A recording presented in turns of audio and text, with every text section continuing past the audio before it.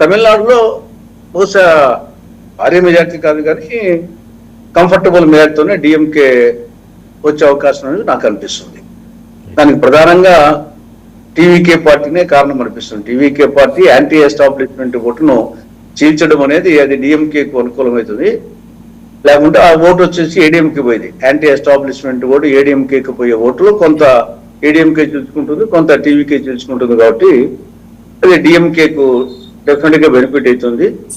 కాబట్టి డిఎంకే అందులో తన నాయకత్వము, ఆర్థిక బలము, అంగబలము, ఈ యొక్క తమిళుల ఆత్మగౌరవ నినాదం 83లో ఎన్టీ రామారావు ఆత్మగౌరవ నినాదం వచ్చినట్లు ఇప్పుడు ఈ యొక్క డీలిమిటేషన్ మహిళా బిల్లు, మహిళ అనేది ఒక యాంగిల్ కంటే కూడా తమిళనాడులో డీలిమిటేషన్ అనేది అది తమిళుల ఆత్మగౌరవం అనే దానికి ఆయన ఒక స్టాలిన్ గా ఛాంపియన్ గా ప్రొజెక్ట్ అయినాడు. కాబట్టి అది ఈ లోప జరిగింది కాబట్టి ఆ అడ్వాంటేజ్ రావచ్చేమో స్టాలిన్ కు అనిపిస్తుంది. ప్రొఫెసర్ మురళీ మనోహర్ గారు ఎలా చూస్తున్నారు? 92% అంటే అసాధారణ పోలింగ్ శాతం.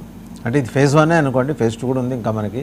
అయితే ఫేజ్ 1లో మనం ముందర నుంచి ఊహించినట్టే despite the deployment of central forces direct candidates మీద దాడులు జరిగినాయి. అటు ఏజేయూపీ హుమాయూన్ కబీర్ అతని మీద కూడా దాడి జరిగింది. పాపం అతను బీజేపీ బీ టీమ్ అని చెప్పేసి బ్రాండ్ చేసి తృణమూల్ కాంగ్రెస్ వాళ్ళు వెళ్ళి మామూలు మన భాషలో చెప్పాలంటే పిచ్చి కొట్టుడు కొట్టారట.